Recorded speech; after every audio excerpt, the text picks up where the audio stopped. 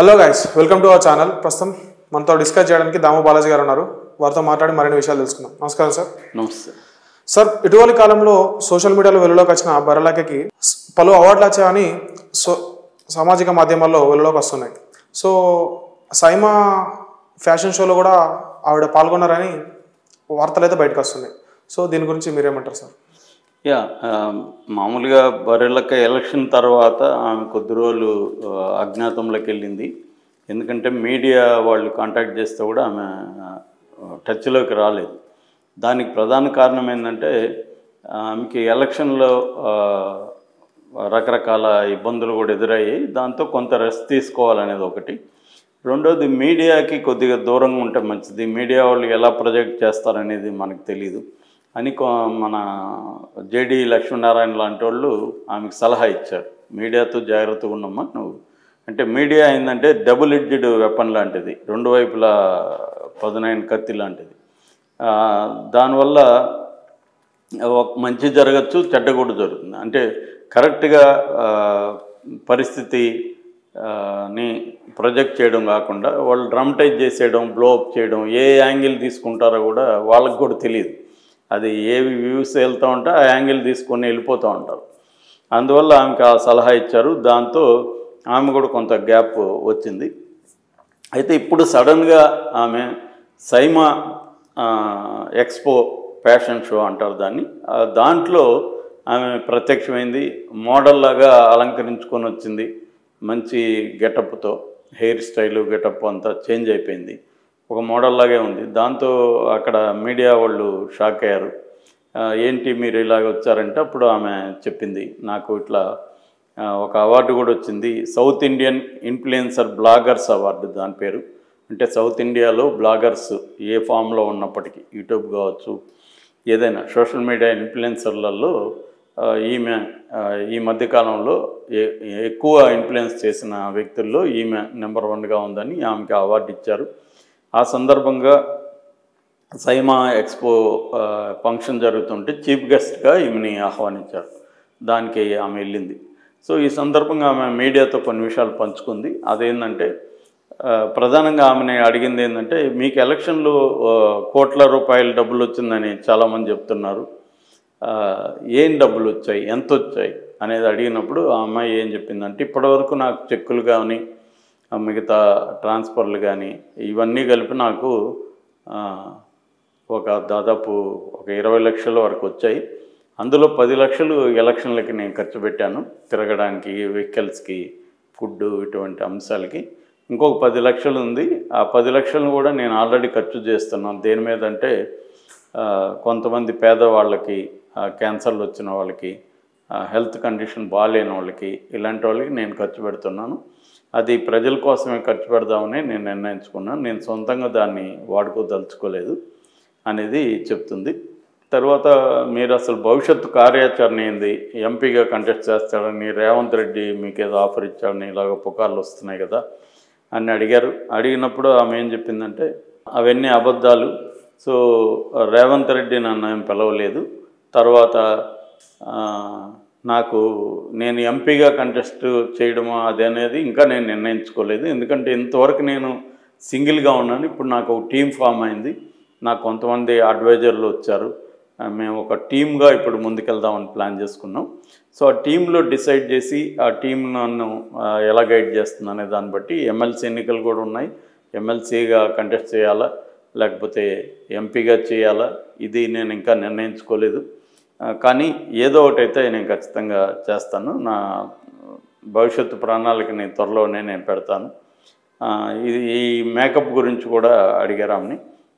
Makeup నేను ఎక్కడ ప్రొఫెషనల్గా వెళ్ళేం దీనికోసం చేయించుకోలేదు. మా వదిన భార్గవి అని ఉన్నారు, ఆమెకి కొంత ఐడియా ఉంది వీటి పట్ల. ఆమె నన్ను అన్ని చోట్లకి నువ్వు ఇలాగే వెళ్ళకు, కొంత ఫంక్షన్ కాబట్టి కొంత బాగా వెళ్ళాలి అని చెప్పి నాకు ఇలా చేసింది అనేది అమ్మాయి చెప్తుంది. సో అమ్మాయి చూసినప్పుడు కొంత గతం కంటే కొంత మెచ్యూరిటీ కనిపిస్తుంది మాటల్లో కానీ, చెప్పే పద్ధతి అంతా. ఆ మధ్య కూడా ఒక వీడియో రిలీజ్ చేసింది, ఇక్కడ హాస్టల్ నేను ఖాళీ చేసి వెళ్ళిపోతున్నాను, ఇక్కడ ఇంకా నేను ఉండే అవసరం ఏమీ లేదు నాకు ఇక్కడ, కాబట్టి నేను మా ఊరికి వెళ్ళిపోతున్నాను, హాస్టల్ ఖాళీ చేస్తున్నాను అనేది ఒకటి చెప్పింది. దాని తర్వాత ఆ వీడియో కూడా వైరల్ అయింది. తర్వాత కొన్ని వీడియోస్ కూడా ఆమె మళ్ళీ పెట్టుకుంటూ వస్తుంది. అంటే ఒక ఇంకా స్పష్టత వచ్చినట్టుగా కనబడట్లేదు భవిష్యత్తు కార్యాచరణకు సంబంధించి. ఎందుకంటే ఆమెకి గత అనుభవాల్లో ఆమెకు అర్థమైంది, అది కూడా చెప్తుంది. ఆమె మెయిన్గా డబ్బే ప్రధానంగా పనిచేస్తుంది ఎలక్షన్లో. నేను అది నేర్చుకున్నాను. ఈ ఎలక్షన్లో నేను నేర్చుకున్న ప్రధానమైన లెసన్ ఏంటంటే ఎలక్షన్లో అన్నిటికంటే కూడా డబ్బు అనేది పనిచేసింది అనేది ఆమె చెప్తుంది. మేబీ అది అన్ని చోట్ల కూడా వాస్తవమే, మోర్ ఆర్ లెస్. బట్ కొన్ని చోట్ల ప్రభుత్వ వ్యతిరేకత కూడా ఖచ్చితంగా పనిచేసింది. డబ్బులే పనిచేస్తుంటే బీఆర్ఎస్ అధికారంలోకి రావాలి, కాంగ్రెస్ అధికారంలోకి వచ్చి ఉండే పరిస్థితి లేదు. కాబట్టి ఏంటంటే ఆ నియోజకవర్గంలో ఆమె అనుభవం నుంచి చెప్పి ఉండొచ్చు. కానీ ఓవరాల్గా చూసుకున్నప్పుడు మనం అర్థం చేసుకోవాల్సింది ఏంటంటే డబ్బు పనిచేస్తుంది, కానీ డబ్బే పనిచేసేటైతే కేసీఆర్ దగ్గర లేనంత డబ్బు కాదు, వాళ్ళు ఇచ్చిన ఎవరు ఇవ్వలేదు. కానీ ప్రజల్లో ఏంటంటే డబ్బులు ఒకవేళ ఇస్తే తీసుకుంటారు, వద్దనే వాళ్ళు తక్కువే ఉండొచ్చు. కానీ డబ్బులు తీసుకున్న వాళ్ళకే ఓట్లు వేయాలనేది పోయింది. ఇవాళ తీసుకొని కూడా తమకు ఇష్టమైన వాళ్ళకే వేస్తారు. నువ్వు డబ్బులు ఇచ్చినంత మాత్రాన్ని నీకు ఓటేస్తానని గ్యారంటీ లేదు. నీ మీద నాకు వ్యతిరేకత ఉంటే నీ దగ్గర డబ్బులు తీసుకుంటా కానీ నీకు ఓటేను. అటువంటి ఒక కల్చర్ అనేది జనంలో పెరిగింది. వీళ్ళు కూడా రాజకీయ పార్టీలు కూడా ఏం చెప్తున్నారు, మీరు ప్రత్యర్థులు డబ్బులు ఇస్తే తీసుకోండి, ఓటు మాత్రం మాకు వేయండి అనే వీళ్ళు కూడా చెప్తున్నారు. జనం డబ్బులు తీసుకోవద్దని ఎవరు చెప్పట్లే. ఇప్పుడు అది చెప్పినా వాళ్ళు తీసుకుంటారని జనాలకి, వీళ్ళకి, నాయకులకు కూడా అర్థమైపోయింది. సో డబ్బులు మీరు ఇస్తే తీసుకోండి, కానీ మీరు ఓటు మాత్రం మీ విజ్ఞతతో ఆలోచించి మాకు వేయండి అనేది వీళ్ళు చెప్తున్నారు. అది చాలా చోట్ల పనిచేస్తుంది. జనంలో కూడా ఈ మార్పు వచ్చింది. డబ్బు తీసుకొని ఇంతకుముందు లాయల్గా ఉండేవాళ్ళు, డబ్బు తీసుకున్నాం కాబట్టి వాళ్ళు ఓటేయాలా అన్న ఒక లాయల్టీ ఉండేది జనంలో. ఇవాళ లాయల్టీ పోయింది. ఎందుకంటే వీడి సొత్తు ఏమి ఇవ్వట్లేదు, ప్రజల దగ్గర దోచుకుందే మళ్ళీ ఇస్తున్నాడు, దానికి వీడికి ఎందుకు లాయల్గా ఉండాలి అన్న అభిప్రాయం జనాల్లో వచ్చేసింది.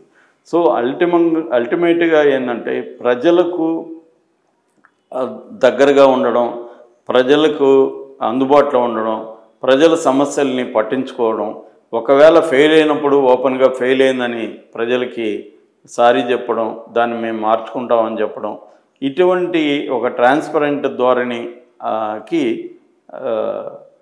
ఒక డిమాండ్ పెరుగుతున్నట్టుగా మనకు కనబడుతుంది.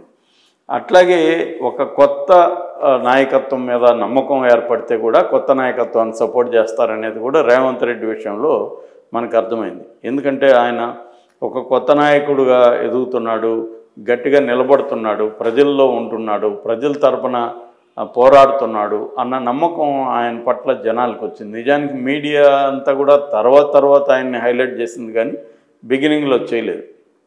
సో ఆ రకం బరిలెక్క చెప్పిన దాంట్లో కొంత వాస్తవం ఉంది. అట్ ద సేమ్ టైం అది కంప్లీట్గా నిజం కాదు.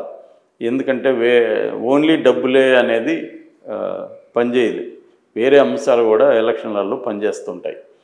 డిఫరెంట్ అంశాలు డిఫరెంట్ ప్లేన్లలో వర్క్ చేస్తుంటాయి ఎలక్షన్లలో. అందులో డబ్బు కూడా ఒక ప్రధానమైన అంశం. డబ్బు అనేది దాన్ని ఏమంటారంటే నెసరీ కండిషన్ అంటారు. నెసరీ కండిషన్, సబ్సిడెంట్ కండిషన్ అంటే రెండు ఉంటాయి. నెసరీ కండిషన్ అంటే కంపల్సరీ అది ఉండాలి, ఆ కండిషన్ ఉండాలి.